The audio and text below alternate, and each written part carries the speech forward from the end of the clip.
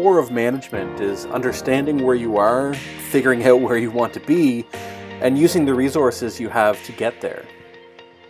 Today, that's harder than ever, right? As managers, we're grappling with economic, ecological, and social challenges that are both urgent and complex. This course really takes a big picture view of the world. As a teaching team, we're broad thinkers with particular expertise in an area of relevance to modern management. Business and strategic management, government and the public sector, technology, information and new media, resources and the environment, and entrepreneurship and project management. Here's the thing about this course. There's a lot to get through, and we don't have time to start with the basics. Management 1301 and 1302 dive right into difficult, complex, challenging, interesting stories that illustrate the concepts that we want you to get. Sometimes it's social media and misinformation and its impact on democracy. Other times it's stories about the North Atlantic right whale or pollinators and how data can help us understand these. Or it's about how every city you love is just 3 bad days away from total social collapse. The Seaport Farmers Market is a business that exists to create a profit for its owners. It is owned and operated by the Halifax Port Authority, commonly known as HPA. Now, essentially HPA is a landlord who rents space within the market's premises to farmers, artisans, and food vendors who wish to display and sell their products there. The market is successful to the extent that HPA's rental revenues exceed operating costs, and similarly, the market's farmer and other vendors are successful if their own revenues exceed their costs.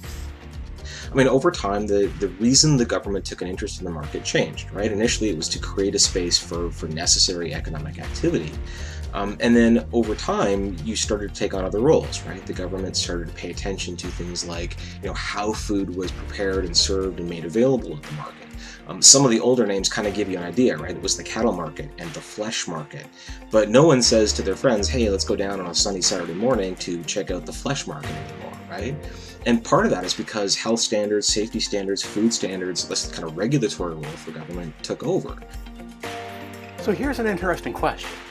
You're the Port Authority, a multi-million-dollar corporation that's heavily invested in using data to guide your operations. The port, the cruise ship terminal, all your waterfront operations.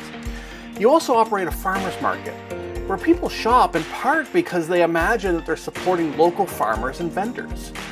So how do you balance your using that data collection and analysis expertise against this risk of annoying customers, some of whom are trying to get away from big business? In addition to the sustainable practices as vendors and the big issue of cruise ships, we also want to consider the built environment itself. The building is one of the largest green roofs in North America. 18 geothermal wells provide heat, wind turbines on the roof generate electricity, and grey water and rain collection systems reduce water consumption. Smart lighting software regulates lighting based on daylight, and solar thermal panels preheat hot water. The previous old warehouse building was reconstructed on the site with 30% recycled and regional materials and 90% diversion of waste material during construction. The goal of this course is to prepare you to think broadly and see the big picture, to think and act holistically, to understand where you are and where you want to be, and to be effective managers, professionals, and contributors to your organization and to society. Most importantly, we hope you have as much fun as we do.